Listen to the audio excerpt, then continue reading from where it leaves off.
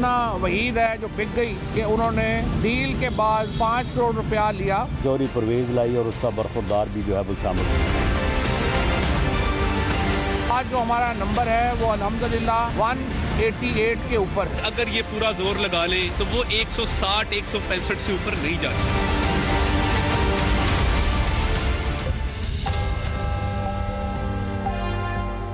अस्सलाम वालेकुम, आप देख रहे हैं पाकिस्तान टुनाइट। मैं हूं सैयद समर अब्बास। पंजाब में कई हफ्तों से जारी सियासी रसाकशी का खेल लगता है कि अब अपने मंतकी इंजाम को आने वाले चंद दिनों में पहुंच जाएगा, क्योंकि कल लाहौर हाई कोर्ट की अहम समाअत इस मामले पर होने जा रही है, जिसमें गवर्नर की तरफ से वज़ीर आला पंजाब को एतमाद का वोट देने का कहा गया था, फिर बाद में उन्हें डी नोटिफाई किया गया था। उस पर अदालत की समाअत हो रही है कल, और इम्कान इस बात का जाहिर किया जा रहा है कि अदालत भी कह दे वज़ीर आला को एतमाद का वोट देने का। तहरीक इंसाफ इसके लिए मेंटली तैयार है। इमरान खान साहब ने कल परवेज इलाही साहब के साथ होने वाली मुलाकात में उन्हें कह दिया है कि आप अपना नंबर पूरा रखें, एतमाद के वोट लेने की तैयारी अपनी मुकम्मल रखें। तो हम अब देखते हैं कि नंबर तहरीक इंसाफ के पास पूरे हैं या नहीं है, चूँकि आज भी फवाद चौधरी साहब जो हैं वो अपोजिशन पे इल्ज़ाम लगा रहे थे कि वो पैसा चला रहे हैं पंजाब में उनके MPs को खरीदने के लिए। एक MPA मोमना वहीद का तो उन्होंने कह दिया कि 5 करोड़ रुपए में उनसे डील होगी है PDM की। तो कितने मेंबर तहरीक इंसाफ के शॉर्ट हो सकते हैं जो कि एतमाद के वोट में नहीं आएंगे। फिर नाज़रीन, अब जो पंजाब के साथ ये अगर हम बात करें, जो मामला जुड़ा है वो है सेंटर की सियासत का। सेंटर के साथ साथ जब हम देख रहे हैं कि कल MKM बड़ा एक एहतजाज करने जा रही है कराची के अंदर, जो अपनी ही इत्तेहादी सेंटर में पाकिस्तान पीपल्स पार्टी के खिलाफ, ये मामला कितना इंपॉर्टेंट है, कहाँ तक जाएगा। और इसके साथ साथ नाज़रीन हम देख रहे हैं कि पंजाब में जो एक एक्टिविटी है, नई जमात की बातें भी हो रही है, और तहरीक इंसाफ के मुनहरिफीन की नून लीग में शमूलियत का इम्कान भी जाहिर किया जा रहा है। क्या होगा इस हवाले से? जहांगीर खान तरीन फिर से मुतहरिक हुए हैं, उनकी आज मुलाकात हुई है सलमान शहबाज के साथ, उसमें क्या मामला डिस्कस हुए आज के प्रोग्राम में इस पर भी बात करेंगे। और नाज़रीन, जिनेवा में $9 अरब से ज़ायद की जो प्लेजेस पाकिस्तान को मिली हैं, जो यकीन दहानी और ऐलानात हुए हैं, इस पर हुकूमत को तो एक ब्रीदिंग स्पेस लगता है मिल गई है, लेकिन क्या इससे पाकिस्तानी मईशत को भी कोई फ़ायदा होगा अमलन, और पाकिस्तानी अवाम जो कि इस ख़राब मुआशी सूरत हाल से बराह रास्त मुतासिर हो रहे हैं, उनको भी कोई रिलीफ मिल सकेगा? ये तमाम मौज़ूआत आज के प्रोग्राम में डिस्कस करेंगे। हमें प्रोग्राम में ज्वाइन अली मोहम्मद खान साहब पाकिस्तान तहरीक इंसाफ के रहनुमा हैं। प्रोग्राम में हमें ज्वाइन कर रहे हैं फैसल करीम कुंडी साहब, पाकिस्तान पीपल्स पार्टी से इनका ताल्लुक है, और हमें ज्वाइन कर रहे हैं मंसूर अली खान साहब, सीनियर साफ़ी हैं, तजज़ियाकार हैं, एंकर पर्सन हैं, और हमें सबसे पहले ज्वाइन कर रही है मोमना वहीद साहिबा, पाकिस्तान तहरीक इंसाफ की मुनहरिफ रुकन है पंजाब में। उनके हवाले से फवाद चौधरी साहब ने आज दावा भी किया कि इन्होंने 5 करोड़ रुपए लिए हैं, इनकी 5 करोड़ में डील हुई है। उनका मौक़िफ़ भी जानने की कोशिश करेंगे, ये पैसों वाला मामला क्या है। मंसूर अली खान साहब, पहले पंजाब, चूँकि आप लाहौर में बैठे हैं, ज़्यादा वाकिफ़ है पंजाब के हालात से, क्या इस उम्मीद रखी जानी चाहिए कि कई हफ्तों से जारी पंजाब के अंदर जो एक बहरानी कैफियत है, जो एक सियासी गैर यकीनी की कैफियत है, वो कल होने वाले लाहौर हाई कोर्ट की जो समाअत है उसके बाद कोई इसकी कोई रुख निकलेगा, कोई इसका कोई हल निकलेगा? क्योंकि खान साहब ने तो परवेज इलाही साहब को कह दिया कि भाई तैयारी पूरी रखें, नंबर पूरा रखें, किसी भी वक्त आपको एतमाद का वोट लेना पड़ सकता है। समर साहब, बहुत बहुत शुक्रिया।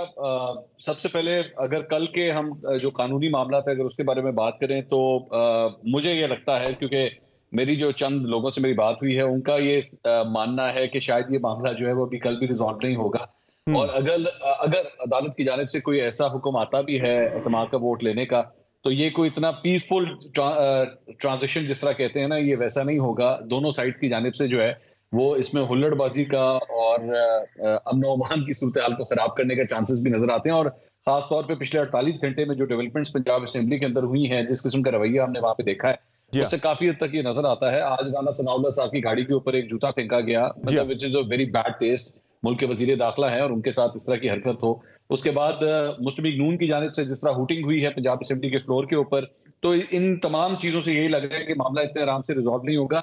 जोड़ तोड़ की सियासत अलबत्ता बड़ी तेजी से जारी है। दोनों साइड की जानिब से अपने सारे MPs को कह दिया गया है कि लाहौर छोड़ के आपने नहीं जाना, क्योंकि धुंध का भी फैक्टर है। ये ना हो कि आप लोग लाहौर छोड़ के जाएं और धुंध वापस ही ना आ सके। तो आखिरी धुंध आई थी तो उसकी वजह से काफी नुकसान हो गया था। तो दोनों साइड जो है वो काफी एक्टिव है कि इस मरतबा धुंध की वजह से ये ना हो कि कहीं हुकूमत ही उलट जाए। अच्छा मंसूर अली खान साहब, ये जो आप देख रहे हैं एक दौरों से पंजाब असेंबली के अंदर जो हालात है, बड़ी गैर मामूली सूरत हाल हम देख रहे हैं कि राना सनाउल्लाह साहब खुद जाके वहाँ बैठते हैं, गैलरी के अंदर जाके वो बैठ रहे होते हैं। इसके अलावा ख्वाजा आसिफ वहाँ पे जा रहे होते हैं, ख्वाजा साद रफीक वहाँ पे जा रहे होते हैं, उधर से असद उमर साहब, फवाद चौधरी साहब असेंबली के चक्कर लगा रहे होते हैं। बड़ी गैर मामूली ये चीज़ें हैं। लग ये रहा है कि ये जो कल बिल भी पास करवाया गया तहरीक इंसाफ की तरफ से, उसमें नून लीग की तरफ से काउंटिंग का नहीं कहा गया। यानी लगता है कि ज़ाहिर मामला इस वक्त एतमाद के वोट से ज़्यादा जो रन ऑफ इलेक्शन एतमाद के वोट के बारे से लगता है नून लीग भी कॉन्फिडेंट और काफली को भी पता है कि शायद हम नंबर पूरा ना कर सकें, बंदे शॉर्ट हो जाएं। जो असल में जो तैयारी है, जो जोड़ तोड़ है, वो रन ऑफ इलेक्शन के लिए हो रही है सारी। बिल्कुल, आपने बिल्कुल सही कहा और आप बिल्कुल इसी तरह ही समझ लीजिए कि ये जो 3 वनडे मैच खेले जाने हैं उसमें पहला वनडे तो पार्टी पहले ही समझ रही है कि ये तो दूसरी पार्टी ने हारना ही हारना है। असल मुकाबला दूसरे वनडे में होगा कि क्या उसके जरिए सीरीज जीती जा सकती है या नहीं जीती जा सकती। तो सारी कॉन्सेंट्रेशन उसी तरफ है। और जहां तक मेरे पास इत्तलात हैं दोनों साइड से, मेरे सोर्सेज ये कह रहे हैं कि दोनों के पास 186 का नंबर नहीं है और मामला जो है वो रन ऑफ की तरफ ही जाएगा और उसी के लिए जोड़ तोड़ जारी है। नून लीग के जराये से जो मेरी बात हुई है उनका ये क्लेम है, जारी बात है इसमें बहुत बड़ा अपॉस्ट्रोफीज के साथ ये मैं क्लेम का लफ्ज इस्तेमाल कर रहा हूँ। वो ये कह रहे हैं कि जी 14 लोग जो हैं वो हमने काबू किए हैं, 7 इसमें से पक्के हैं, 7 इसमें से कच्चे हैं। वो जो कच्चे हैं उनके बारे में अश्योरेंसेस तो उन्होंने कहा कि हमें मिली हुई हैं, लेकिन फिर भी वी आर नॉट श्योर कि वो क्या दूसरी तरफ जाते हैं या नहीं जाते। और 7 के बारे में वो ये कह रहे हैं कि पक्के हैं। अब वो 7 कौन है और पक्के किस तरह हुए हैं, और अगर वो पक्के हो गए तो क्या उसके बाद जो उसकी सजा है वो भुगतने के लिए वो तैयार भी हैं या नहीं, ये सारे अभी सवालिया निशानात हैं और मेरे ख्याल में उसके लिए हमें और आपको इंतजार करना पड़ेगा। और सबसे मज़े की बात इसमें ये होगी नाज़रीन के रन ऑफ इलेक्शन की तरफ अगर मामला जाता है तो उसमें दोनों पार्टियां जो हैं जो वर्किंग कर रही हैं इस वक्त पंजाब के अंदर, वो अपना नंबर ज़ाहिर बढ़ा नहीं सकते, दूसरी तरफ से बंदे ला के मुनहरिफिन को शामिल करके अलबत्ता दूसरे का नंबर कम करने के लिए कोशिश हो रही है ताकि मेरे वोट उससे ज़्यादा हो जाए। 186 का नंबर तो जिस तरह मंसूर अली खान साहब ने बताया कोई भी अचीव नहीं कर सकेगा। अली मोहम्मद खान साहब, नंबर तो एतमाद के वोट वाला जो मामला है वहाँ तक तो लग नहीं रहा कि परवेज़ इलाही साहब के पास नंबर पूरा हो जाए, बंदे आपके वहाँ पे शॉर्ट हो सकते हैं। इसके बाद रन ऑफ इलेक्शन की तरफ ही मामला जाएगा। उसमें जिस तरह अभी मंसूर अली खान साहब ने बताया, मेरी भी नून लीग के कई लोगों से बातचीत हुई, वो कह रहे हैं 10 से ज़ायद लोग पाकिस्तान तहरीक इंसाफ के रन ऑफ इलेक्शन जिस दिन हुआ वो गायब हो सकते हैं, वो गैरहाज़िर हो सकते हैं। यानी कुछ लोगों ने यह भी कहा कि हमें तो लग रहा है कि शायद अब पंजाब वापस जा रहा है नून लीग की तरफ या दिया जा रहा है। आपकी फिर क्या इस पर असेसमेंट है? ये तो फिर निकल गया आपके हाथ से पंजाब भी, तो फिर वो सारी आपकी जो थी असम्बली तहलील करना, वो जो पूरे प्लान से वो सारे के सारे स्कटल हो जाएंगे फिर। जी बहुत शुक्रिया समर भाई। अल्लाहुम्मा सल्लि व सल्लिम मुबारक अला सय्यिदिना मुहम्मद। जी बिल्कुल, पंजाब की सियासत तकरीबन कई महीनों से, अब तो कुछ 6 महीने हो गए एक हलचल का शिकार है। और हमेशा ऐसे होता है कि जब आप एक नेचुरल मैंडेट को छेड़ते हैं तो उसका फिर नुकसान पूरे पॉलिटिकल सिस्टम को ही होता है। और मुझे नहीं समझ आती कि सब लोग जो भी पॉलिटिकल प्लेयर्स हैं और भी जो कोई प्लेयर्स हैं, तो ये अवाम जो इस मुल्क की असल वारिस है, वो जो मैंडेट देते हैं, ये अवाम की जो राय है इसकी क्या अहमियत है? कोई अहमियत है भी कि नहीं? ये मुल्क किसके लिए बना है?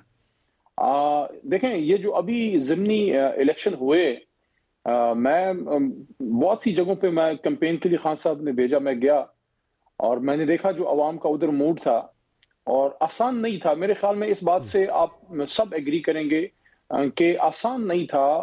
हमजा साहब वजीर आला थे, चीजें हमारे खिलाफ थी, सब कुछ खिलाफ जा रहा था और उसके बावजूद अवाम ने जो है वो इमरान खान साहब को दोबारा कामयाब किया और बाकी तो छोड़े लाहौर से भी कर दिया। तो अब अवाम की राय क्या है? इमरान खान साहब को और उनकी जमात को एज अ वजीर आला वो देखना चाहते हैं। अच्छा, उनका क्या ये एक आईनी राइट है कि नहीं कि वो असेंबली तोड़ें? बिल्कुल आईनी राइट है। अब उसमें रोड़े अटकाने के लिए अदम एतमाद भी लेके आ गए, उधर से कॉन्फिडेंस मोशन भी। मुझे आप ये बताएं, देखें 2 नुक्ते यहाँ पे हैं। ये जो अली मोहम्मद साहब आपने जो बात की ना कि मैंडेट को जब छेड़ा जाता है तो मैंडेट को सेंटर की हद तक तो चले पीडीएम ने छेड़ा, यहाँ से खान साहब को इक़्तिदार से महरूम कर दिया गया, लेकिन पंजाब के अंदर गवर्नमेंट फिर भी खान साहब के पास आ चुकी थी। वहाँ तो मैंडेट खान साहब ने खुद छेड़ा अपने मैंडेट के साथ, ये कह के कि मैं असम्बली तहलील कर रहा हूँ। ये सारी जो आज हम मूवमेंट पंजाब के अंदर देख रहे हैं, खान साहब की अपनी छेड़ी। नहीं समर भाई, आप क्या बात कर रहे हैं? मैंडेट आपको जो राइट देता है, जो कॉन्स्टिट्यूशनल राइट्स हकूक आप में तफवीज होते हैं, तो उसमें आपका राइट है कि आप जब चाहें, वजीर आला का राइट है, वो उसको डिसॉल्व कर सकता है या आईन आपको ये इजाजत देता है। मैं जो मैंडेट छेड़ने की बात कर रहा हूं वो ये है, पाकिस्तान की तारीख में हम चारों एक ही जनरेशन के हैं। मुझे बताएं 90s जब से जमहूरियत बराए नाम जो भी बहाल हुई है मरहूम ज़िया उल हक साहब के बाद, कभी ऐसा हुआ है कि अक़लियती जमात को आप माहौल ऐसा बना दें कि अक़लियती जमात को आप हुकूमत दे दें? 150 सीटें 40 सीटें जीतने वाली जमात जब बाहर बैठेगी, इसका क्या मतलब होता है? इसका मतलब ये होता है कि जब आप अक्सरियती राय को रद्द करके दीवार से लगाते हैं, आप उस जमात को नहीं, आप उस आवाम को दीवार से लगाते हैं जो अक्सरियत में उस जमात को देखना, अक्सरियत इमरान खान साहब को मरकज में देखना चाहती थी। आपने अमेरिका की वहां पे कर दिया जो करना था। मुझे बताएं, या इस प्रोग्राम में कोई मुझे रिफ्यूट कर दे कि जो नेशनल सिक्योरिटी कमेटी के नीचे जो मीटिंग हुई थी, क्या उसने नहीं कहा था कि ब्लेटेंट इंटरफेरेंस हुई है? उसमें आर्मी चीफ भी थे, तमाम लोग भी थे, और वजीर आजम शहबाज शरीफ साहब के नीचे भी यही उसकी तौसीक हुई, उसकी तौसीक हुई। इनके अपने वजीर आजम के नीचे जो कमेटी हुई उसने तौसीक दी कि हाँ बिल्कुल ब्लेटेंट इंटरफेरेंस हुई है। तो भाई जब ब्लेटेंट इंटरफेरेंस हुई है तो वाशिंगटन से फूल नहीं आए थे, ठीक है ना जी। तो ये जब आप मैंडेट में छेड़छाड़ करते हैं। दूसरी बात ये देखें, ये मुझे बताएं, आज भी आप इस बात पे कायम है कि ये अमेरिका ने ही साजिश करवा के आपकी हुकूमत चेंज की थी, जो कि खान साहब तो इस मौके से पीछे हट गए हुए हैं, वो अब न्यूट्रल्स की बात भी नहीं करते। नहीं पीछे हटे, किसने कहा कि खान साहब पीछे हटे? मैंने यहाँ ये बड़े प्रोग्राम, मैं मंसूर भाई को फॉलो भी करता हूँ, मैं देखता हूँ, बड़ा मजेदार चटपटे प्रोग्राम खूबसूरत करते हैं, वो एंजॉय भी आप करते हैं, मजाक भी उन्होंने क्या दिया, बातें भी करते हैं। इससे आगे बढ़ चुके हैं हम, अब वो बात नहीं कर रहे अमेरिका की कोई भी, इससे आगे बढ़ चुके हैं, निकल चुके हैं इससे आगे। इनका भी मैंने एक व्यू देखा, भूल चुके हैं, इसलिए मैं इस बात का भी जवाब देना चाहता हूँ, क्योंकि जाहिर है अपोजिशन का भी मैं रोल अदा कर रहा हूँ, सबका कर रहा हूँ, क्योंकि हुकूमती लोग भी बैठे हैं, बाकी भी जो लोग बैठे हैं वो मेरे कप्तान से थोड़ा से हमेशा इनको गिला रहता है। देखें, खान साहब ने एक स्टेट्समैन के तौर पे बात की थी। उन्होंने कहा कि दोबारा पावर में आने के बाद वो मुखासमत नहीं चाहेंगे, वो चाहेंगे दोस्ती का ताल्लुक हो लेकिन गुलामी ना हो। हाँ, अगर वो एक बोने होते, अगर वो अपनी जात में गुम एक लीडर होते तो वो कहते कि नहीं मैं तो बात ही नहीं करूंगा, नहीं मैं तो उनसे ताल्लुक ही नहीं रखूंगा। उन्होंने ये नहीं कहा कि हमने वो जो उन्होंने हमारे साथ किया उसको बोल दिया, उन्होंने ये कहा कि जो हुआ वो हुआ है, आगे हम दोस्ती का ताल्लुक रखेंगे लेकिन डिक्टेशन नहीं लेंगे। आज भी एब्सोल्युटली नॉट है, कल भी एब्सोल्युटली नॉट था, और आइंदा भी एब्सोल्युटली नॉट होगा मेरे भाई। ठीक है, जिस बंदे का नाम इमरान खान है ना झुकेगा, ना बिकेगा, ना डरेगा, ना भागेगा, गोलियां खा के खड़ा है, गोलियां खा के। साहब ठीक है, कुंडी साहब, ये आपने क्या पंजाब के अंदर फिर से आपने कोई वहाँ पे ख़रीदो फरोख्त शुरू कर दी है, हॉर्स ट्रेडिंग शुरू कर दी है? फवाद चौधरी साहब कह रहे हैं हमारी मेंबर को वहाँ पे 5 करोड़ रुपए में डील करके ख़रीद लिया गया, बाकी लोगों को भी ऑफरें आ रही हैं वहाँ पे। क्या कर रहे हैं आप लोग पंजाब के अंदर? कौन सा आपने खेल तमाशा वहाँ पे लगा लिया? आप तो सैलाब के लिए एक तरफ जाके लोगों से बाहर जाके ज़ाहिर इमदाद की बात कर रहे हैं पाकिस्तानियों की, कहते हैं इलेक्शन ना कराएं, तो जो आपकी वहाँ होनी चाहिए, आप जहाँ के पंजाब के अंदर आप एक मार्केट खोल के बैठ गए। बिस्मिल्लाहिर्रहमानिर्रहीम। देखें, जो पीटीआई को बूज़ जरदारी साहब है ना, वो मतलब है कि उसकी हम कल जरदारी साहब फिर आ रहे हैं लाहौर ना, आके बैठ रहे हैं, उनकी जो है हमें दर्द का एहसास है, क्योंकि जिस तरीके से उन्होंने इमरान खान को हुकूमत से ख़त्म किया, अलहदा किया और साइड पे किया, डेफिनेटली उनको इस चीज़ का तो डेफिनेटली उनके जो है उसका हमें एहसास है। अब फवाद चौधरी ने अपने आप को मीडिया में रखने के लिए कुछ ना कुछ तो बात करनी थी। पहली बात तो है कि हमने ये काम कर नहीं रहे, और फिर हमेशा मुझे ये बताएं कि ये बकरे मंडी में हमेशा पीटीआई के लोग ही क्यों मौजूद होते हैं? हमने कभी भी नहीं कहा। देखिए, हमने पहले भी इनकी इत्तेहादी जमातों को अपने साथ मिलाया। अब मुझे बताएं, परसों तरसों एक आज़ाद एमपीए ने इनके साथ ऐलान किया, तो इन्होंने कितने पैसे दिए उनको? वो ज़मीर पे आवाज़ पे किया था। देखिए, हमने कभी नहीं कहा टिकट की गारंटी पे, और देखें अगला टिकट मिलेगा, ये ऐसी होता है, अगली टिकट पॉपुलर पार्टी के टिकट पे लोग जाते हैं। देखें, आज मुझे बताएं, हम तो हमेशा कहते हैं जमहूरियत बेहतरीन इंतकाम है। आज देखें, जमहूरियत की फतह यह है कि आज परवेज़ खटक, फवाद चौधरी साहब, शाहमूद कुरैशी साहब मुन्ना सिलाई के दरबार में हाजिर होते हैं, बोलते हैं आए नेक्स्ट इलेक्शन की टिकटों की तकसीम कैसे करेंगे, कैसे सीट अरेंजमेंट करेंगे। वो तो उनकी एक कमेटी बनी हुई है, वही जमहूरियत है ना, कर रहे हैं वापस में। मैं नहीं कहता हूँ, परवेज़ साहब कहता था कि इमरान खान साहब तो उसका तस्वीर भी नहीं खिंचवाना चाहते थे, कहा था ना ऐसे। वो तो आप ही बड़ी बातें किया करते थे नून लीग के हवाले से, वो हमने ये नहीं कहा, हमने तो ये नहीं कहा तस्वीर नहीं, हमने हाँ कहा, हमने कहा है, हमने जो है मासरतें भी की है दूसरे के साथ, लेकिन हम ये कह रहे हैं कि ये जो बात कर रहे हैं ऐसी कोई बात नहीं है। अगर कल हमारे साथ पीटीआई के अक्सरियत मेंबर, इसके पीएमएलएन की क्यू के अक्सरियत मेंबरान हमारे साथ आ जाएं, तो क्या हमारे जमहूरी हक नहीं है कि नहीं? आप मुझे बताएं।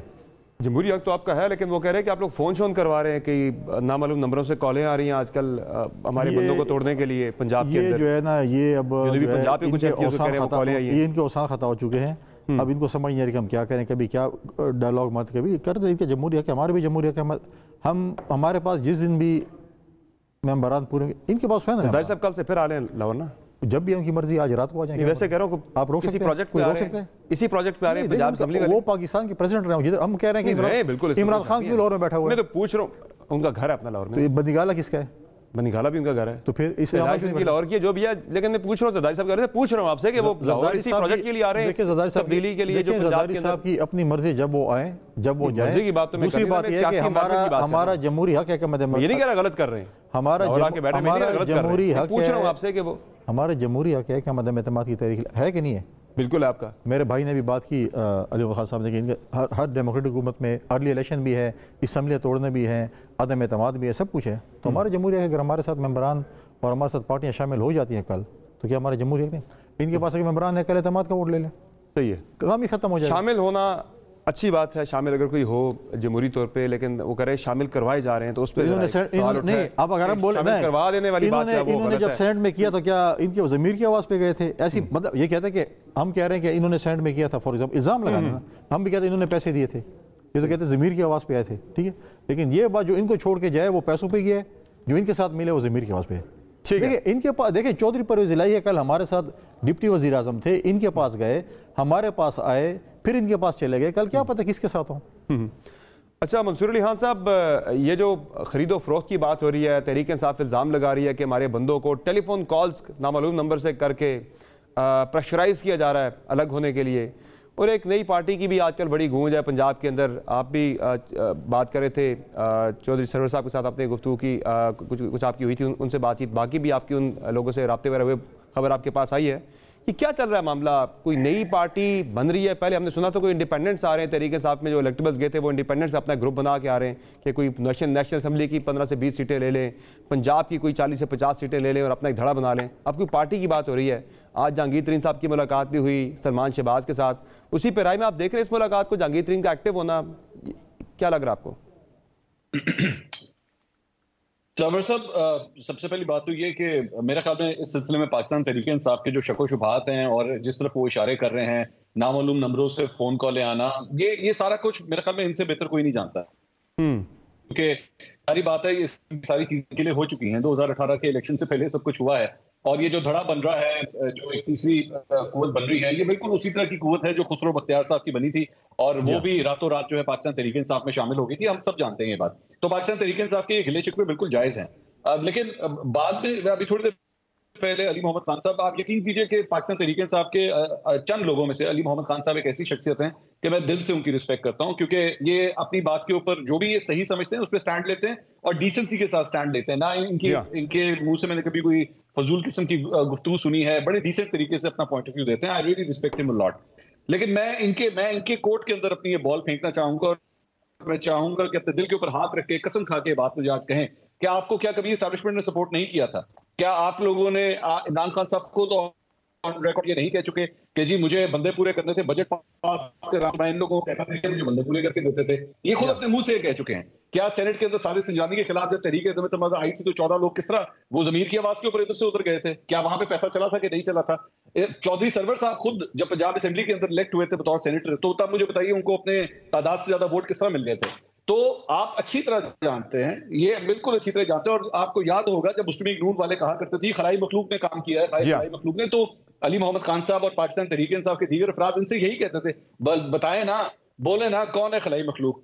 तो मेरा ख्याल में आज पाकिस्तान तहरीक इंसाफ को भी उसी खलाई मखलूक का जो है वो सामना है, लेकिन शायद आज हमें अली मोहम्मद खान साहब के मुंह से सुनने को मिल जाएगा, पता लग जाएगा आज हमें, मुझे पूरी तरह यकीन है, क्योंकि जाहिर बात है मेरे भाई बहादुर बहुत हैं, तो आज जरूर हमें बताएंगे कि बता दीजिए वो खलाई मखलूक कौन है जो नामालूम नंबरों से फोन करती है। जी अली मोहम्मद साहब, मैं देखिए बहादुरी का मतलब पागलपन तो नहीं होता, बहादुर भी अक्ल और शऊर से काम करता है। अच्छा मंसूर भाई ऐसा है, देखें लेट्स बी ऑनेस्ट, अगर कोई ये कहे कि पाकिस्तान की सियासत में हमारी एस्टैब्लिशमेंट का रोल नहीं रहा तो हम में से कोई इससे एग्री नहीं करेगा, राइट? अच्छा अगर ये कोई कहे कि एस्टैब्लिशमेंट किसी को लीडर बना सकती है, मैं उससे 1% भी एग्री नहीं कर सकता। अगर वो बना सकते होते तो असगर खान साहब मुल्क के ताहयात वजीर आजम होते, अल्लाह उनकी जय मग़फ़िरत फरमाए। हाँ, जो लीडरशिप मटीरियल होता है, अवाम जिसके साथ होती है, तो इधर उधर से लोग उसको एक हवा उसकी चल पड़ती है। लेकिन गिला ये नहीं है मंसूर भाई, गिला ये नहीं है कि एस्टैब्लिशमेंट किसी को सपोर्ट कर रही है नहीं करी। गिला ये है कि जब वहां से ये बात हो रही है और अच्छी बात हो रही है, ये आर्मी कमांड के चेंज होने से पहले ये बात चली, और मैं तो इसको अप्रिशिएट करता हूं कि जब वहां से ये बात हुई कि भाई हम न्यूट्रल रहना चाहते हैं, हम सियासत से दूर रहना चाहते हैं, तो मैं तो हमेशा हर फोरम पे ये बात कर रहा हूं कि सियासतदानों को फ्री मौका देना चाहिए, खुद बैठे अपने मसले हल करें, अर्ली इलेक्शन पे आप बात करें। लेकिन जो मसला बन रहा है वो ये है कि जब एक स्टेटेड पोजीशन आई है और डीजी साहब ने, फॉर्मर डीजी ISPR साहब ने ये बात मेरे ख्याल में की थी कि वो डिस्मिस होना चाहते हैं, तो ये जो कुछ चीजें हो रही हैं वो उसके खिलाफ इशारा दे रही हैं। अब मैं सर शवाहिद ले आए इसके सारे, छोटी छोटी बात आप लोग कभी व्हाइट पेपर ले आते हैं, कभी क्या चीजें, सारे शवाहिद लेके आते हैं, तो यहाँ पे भी मैं कहूंगा कि सारे शवाहिद इकट्ठे करके कौम के सामने रखें, क्योंकि आपकी तो स्ट्रेंथ आज अवाम है ना, कौम है जो आपके साथ खड़े हैं। भाईजान मेरी बात सुन लें, हम सब पाकिस्तानी हैं, हम सब मुहब्बे वतन है, ये बात क्लियर है, हम सब अपनी पाक फौज के साथ खड़े हैं, ये बात भी क्लियर है। लेकिन हम ये भी चाहते हैं, हम दोनों सियासतदान जो इधर बैठे हैं और आप दोनों जर्नलिस्ट, हम ये भी चाहते हैं कि हमारी फौज मजबूत हो, मजबूत से मजबूत तर हो। और ये बात वज़ीर आज़म इमरान खान साहब ने की कि मेरे से ज्यादा मेरे मुल्क को फौज की जरूरत है, ज्यादा अहम है।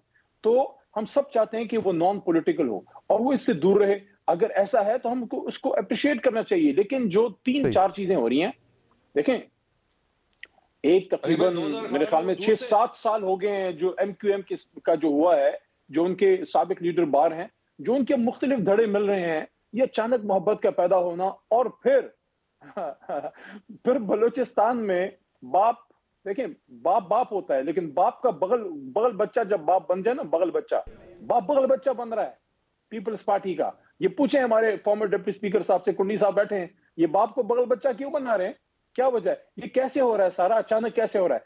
ये चीजें जो है सवालिया निशान है। इसलिए हम समझते हैं कि एक इलेक्शन हो, सब लोग अपना अपना काम करें। और सर बलूचिस्तान में तो आपकी पार्टी की इतिहास एग्जिस्टेंस है ही नहीं है, बलूचिस्तान में तो आपकी पार्टी की इतिहास एग्जिस्टेंस है ही नहीं है कि वहां पे आपके खिलाफ कोई फोर्स खड़ी की जा रही हो। चले कराची में आप मानते हैं आपके 14 MNAs आपके वहां पे इलेक्ट हुए थे, MQM का तरीके साहब का वहां पे चले कोई मुकाबला है, जोड़ है। बलूचिस्तान में तो आपकी पार्टी इतनी ज्यादा एग्जिस्टेंट है ही नहीं है, कोई इतनी तगड़ी आपकी वहां पे असेंबली के अंदर इतनी कोई खास आपकी अक्सरियत नहीं थी वहां पे। देखें समझ साहब, बात तगड़ी और कम अक्सरियत की नहीं है। पाकिस्तान में 3 बड़ी जमातें हैं, सबसे बड़ी अब PTI है, हालांकि माजी में पीपल्स पार्टी थी। वफाकी जमातें जो है ना, वफाक की अलामत है, और वफाक की ये जमातें मुल्क को मजबूत करती हैं। जब कोई आर्टिफिशियल कोई मैनेजमेंट हो, उससे आपका काम खराब होता है, आपके सियासी कल्चर में गंद पड़ता है, मुल्क को नुकसान देखें बाप पार्टी आर्टिफिशियल थी ना, उसे खत्म किया जा रहा है सर, आर्टिफिशियली बनाई गई थी, वो खत्म हो रही है, एक फेडरल पार्टी में जा रही है। चले मैं दोबारा आपकी तरफ आता हूँ, अली खान साहब, आपकी कुंडी साहब आपकी तरफ इन्होंने सवाल फेंका है कि भाई ये जो हो रहा है बलूचिस्तान के अंदर, ये किसकी मोहब्बत है, क्या हो रहा है, ये बाप पार्टी कौन उसे कह रहा है कि पीपल्स पार्टी की तरफ जाए, वो सवाल उठा रहे हैं। देखिए प्रॉब्लम उन्हें लग रहा है कि ये उनकी वजह से सारा कुछ हो रहा है, तरीके से आपको काउंटर करने के लिए उसके नहीं। देखिए बाप पार्टी जिस तरीके से बनी थी, इनके ही मेहरबान ने बनाई थी, जो माजी के इनके मेहरबान थे, उन्होंने माजी करीब के मेहरबान, हाँ माजी होता है, चाहे करीब हो चाहे दूर तो वो उन्होंने बनाई थी। अब वो जो है देखें होता है लोगों में कुछ, अब मैं कहूँ कि मैं आपको कोई बोले कि जलील मोहम्मद खान साहब PTI में क्यों मजबूत खड़े हैं, या कोई और ऐसे कुछ लोग हैं, तो कमिटमेंट लोग, कुछ लोग होते हैं कमज़ोर होते हैं जो चले जाते हैं, पार्टियाँ छोड़ते हैं। इनकी जमातों में भी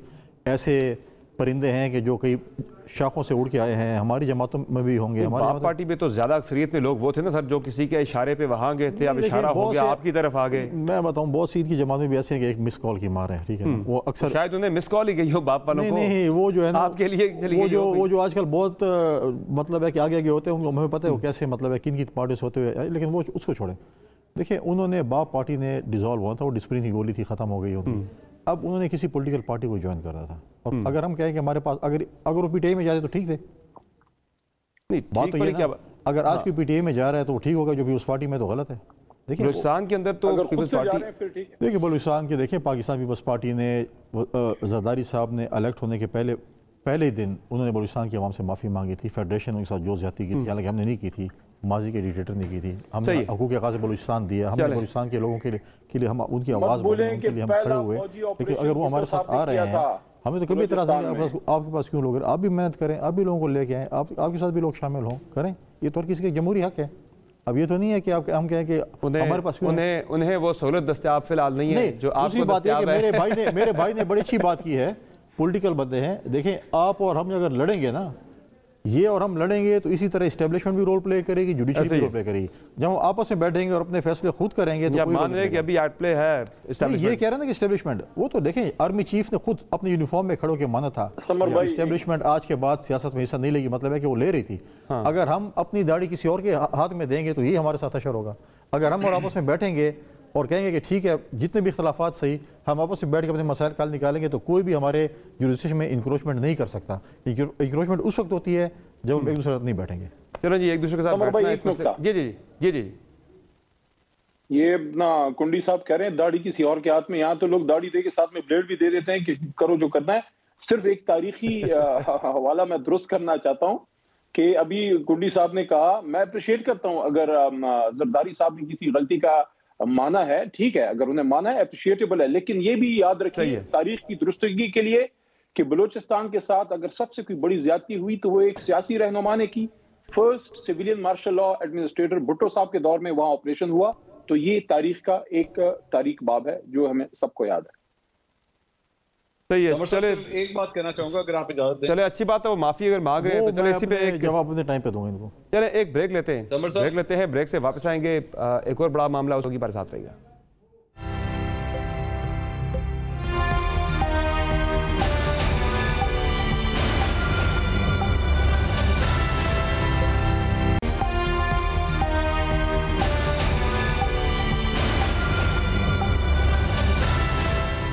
वेलकम एडिशन नाज़रीन। पाकिस्तान तहरीक इंसाफ को लग रहा है कि शायद उनके बंदे टूट जाएंगे, उन्हें इस बात का पहले से अंदाज़ा है। यही वजह है कि अब कभी फ़ोन कॉल्स की बात होती है, कभी उनके MPS को ख़रीदने की बात होती है।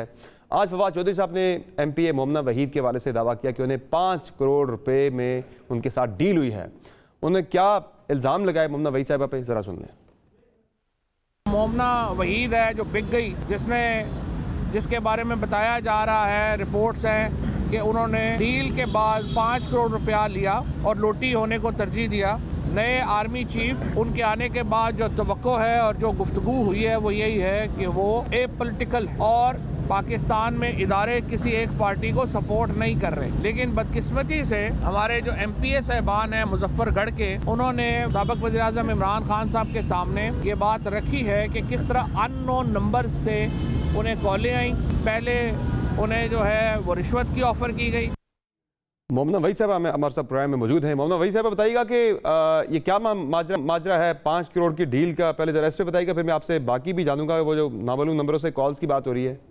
पहले तो मैं तरदीद कर दूं कि ये एक इंतहाई संगीन और बेबुनियाद इल्ज़ाम है।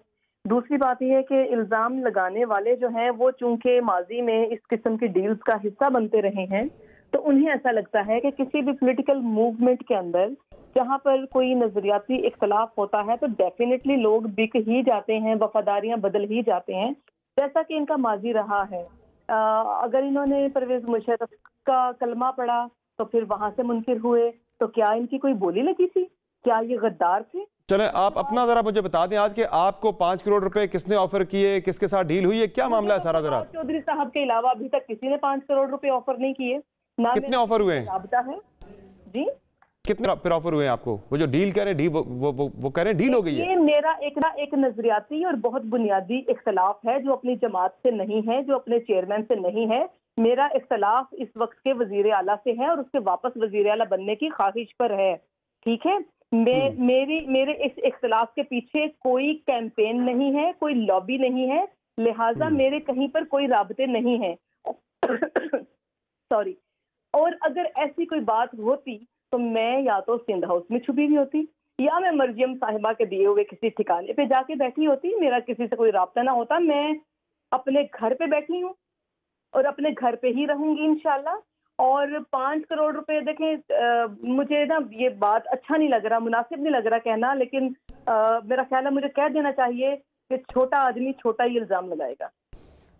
तो ऐसी कोई चीज नहीं है, कोई ऑफर भी आपको नहीं आई अभी तक किसी किस्म की? बेबुनियाद है, मेरा कहीं कोई राब्ता नहीं है। इवन जो कहा जा रहा है ना कि 10-12 लाइक माइंडेड लोग हैं, भाई मुझे भी बता दें कौन कौन से हैं। मैं ये तो जानती हूँ खुश कोई भी नहीं है, मायूस सब के सब हैं। मेजॉरिटी वोट नहीं करना चाहती, लेकिन खान साहब के डिसीजन को ऑन कर रहे हैं लोग। तो खान साहब अगर आपको कह दें कि भाई आपने देना है परवेज इलाही साहब को वोट, तो फिर भी आप नहीं देंगी खान साहब के कहने पर भी? खान साहब अगर मेरे जो रिजर्वेशंस हैं उनको एड्रेस कर देते हैं और मुझे कायल कर लेते हैं तो वोट मैं जरूर कर दूंगी, लेकिन मैं इससे ज्यादा मुनासिब ये समझती हूँ कि ये जो इस्तीफों वाला ऑप्शन है ये ज्यादा बेहतर है।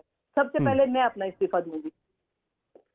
और कितने लोग हैं पाकिस्तान तहरीक इंसाफ के जिनके बारे में आप कह रही हैं? आपने कहा बहुत सारे लोग हैं जिनके रिजर्वेशंस हैं, कितने लोग हैं? कोई नंबर आपको मालूम है कि कितने लोग हैं जो परवेज इलाही साहब को वोट नहीं देंगे, इत्तेमाद का वोट? टेलीविजन पर किसी न्यूज चैनल पे मैं सुन रही थी, वो कोई 12 का नंबर बता रहे थे और मेरा ख्याल है राना साहब की भी जो अंदाजे हैं वो गलत हैं, और अगर उनके कोई राबते हैं तो वो भी ठीक नहीं है। ये नंबर 12 से बहुत ज्यादा है। कितना है एग्जैक्ट नंबर मैं नहीं बता सकती, लेकिन there are so many people who are, rough estimate को 20, 25, 28 कितने होंगे अंदाजन? 25-30 तो जरूर होंगे।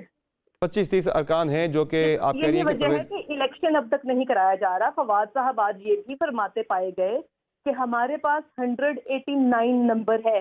भाई अगर आपके पास इतना बड़ा नंबर मौजूद है तो इलेक्शन कंडक्ट कराएं, सूबे को सियासी बहरान से निकालें। ठीक है, विफाक की बहुत सारी जिम्मेदारियां हैं, बिजली आपको विफाक ने देनी है, गैस आपको विफाक ने देनी है, आटे के मामला तो उन्होंने हल करने हैं, लेकिन पंजाब में जो सियासी बहरान आया हुआ है उससे तो निकालें सूबे को। पिछले 4 साल से सूबा अदम इस्तेहकाम का शिकार है। तो अगर आपके पास नंबर पूरा है तो आप क्यों झिझक रहे हैं? किस बात का खौफ है? इलेक्शन क्यों नहीं करा रहे आप हाईकोर्ट के फैसले की वायलेशन क्यों कर रहे हैं? अच्छा मुझे ये बताएं, ये फवाद चौधरी साहब कहते हैं कोई नामालूम नंबरों से कॉलें आ रही है हमारे अरकान को, कोई आपको किसी नामालूम नंबर से कोई कॉल वगैरह आई हो? जी बिल्कुल कोई कॉल नहीं आई, और फवाद साहब के चूंकि नामालूम नंबरों से कॉल्स करने वाले लोगों से राबते रहते हैं तो इनको पता होगा कि वो कॉल्स कर रहे हैं, और किस किस को कर रहे हैं ये भी पता होगा। कोई आपके इल्म में है आपके दीगर किसी कोलीग को नामालूम किसी नंबर से कॉल आई हो? समर साहब मुझे बिल्कुल कोई इल्म नहीं है। मैंने पहले अर्ज की कि मैं किसी साजिश, लॉबिंग या कैंपेन का हिस्सा नहीं हूँ।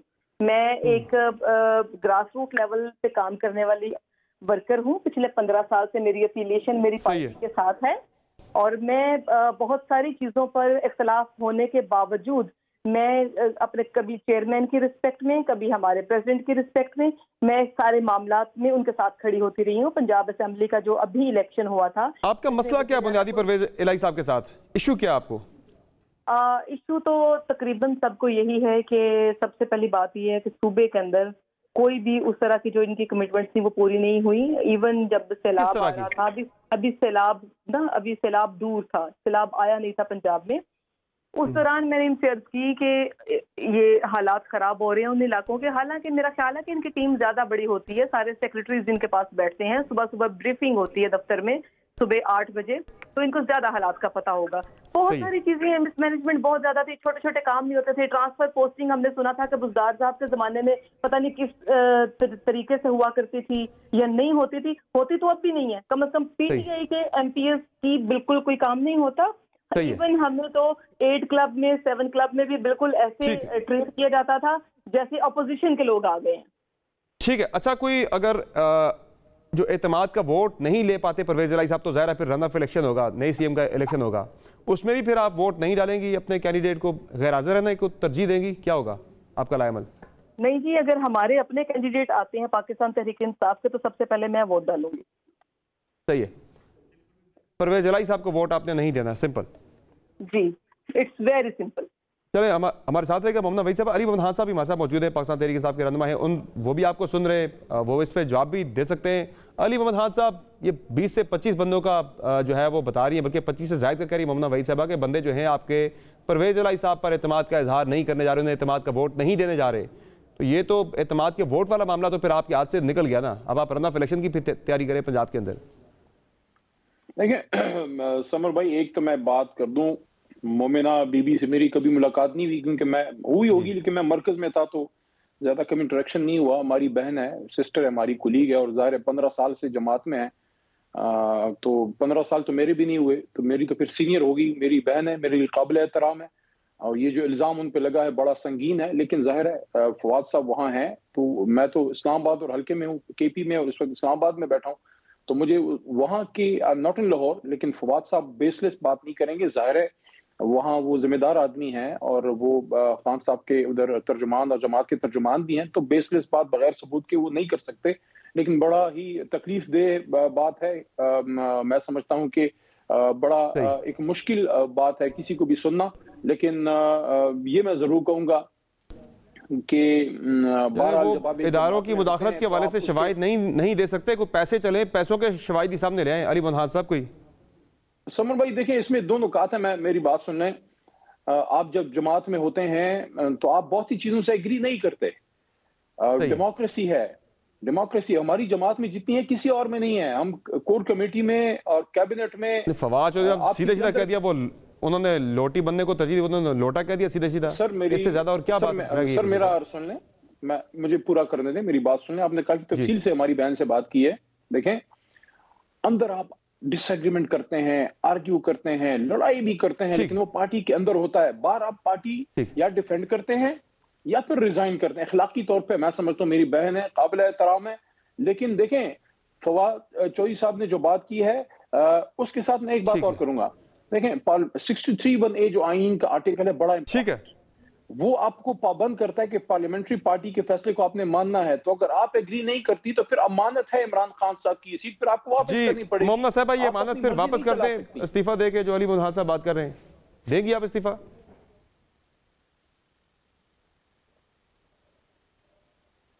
चलिए, राब्ता मुनक़ता हो गया। ममना वही से वैसे मुख्तलिफ ब्रेक लेते पेशाएंगे, इसी पे तजिया लेंगे मंसूर अली खान साहब का और फैसल करीम कुंडी साहब का जवाब भी इस पे लेंगे। हमारे साथ रहेगा।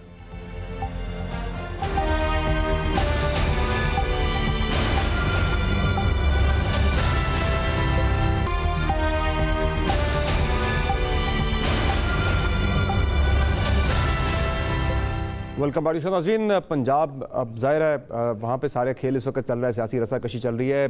मामला जो असल है, इलेक्शन का साल शुरू हो चुका है। तो मंसूर अली खान साहब, इस इलेक्शन के साल में तहरीक इंसाफ पंजाब में पॉपुलर तो है, मकबूलियत तो है, लेकिन कबूलियत नहीं है। उसके लिए भी मेरी इत्तलात के मुताबिक तो काम शुरू हो चुका है PTI की तरफ से।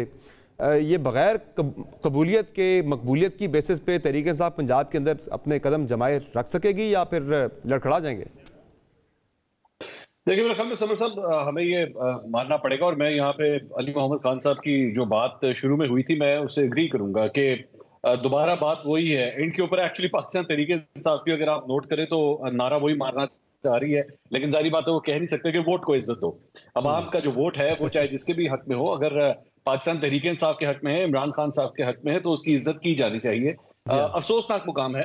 मेरा ख्याल में शायद अली मोहम्मद खान साहब भी वहां तक ना जाएं, और उन्होंने कहा भी कि बहादुरी और चीज होती है, बेवकूफी और चीज होती है, लेकिन मैं कम से कम इसको बहादुरी चाहूंगा कि वो बहादुरी दिखाएं और कहें इस बात को कि नहीं, अवाम के वोट की इज्जत करें। और कोई ऐसी ताकतें, कोई ऐसे नामालूम नंबर्स, कोई ऐसे खुफिया अफराद, कोई ऐसी ताकतें जो अवाम के जो मुंतखब करदा नुमाइंदे हैं उनका रास्ता अगर रोकने की कोशिश करती हैं, तो ये अफसोसनाक मुकाम है और उसको डेफिनेटली भरपूर तरीके से रेजिस्ट करना चाहिए। और मैं ये कहना चाहूंगा, यहाँ पे मुझे इजाजत दीजिएगा, मुझे अफसोस होता है जब इमरान खान साहब अपनी तकरीरों के अंदर कहते हैं ना कि वो कौन था, वो कौन है, मुझे पता है, लेकिन मैं चाहता हूं कि आप सोचें, भाई आप क्यों सोचें, अवाम क्यों, आप बोले, आप लीडर हैं, आप बताएं उनको, नाम लेके बताएं कि ये वो फोर्सेस हैं जो मेरा रास्ता रोकती हैं।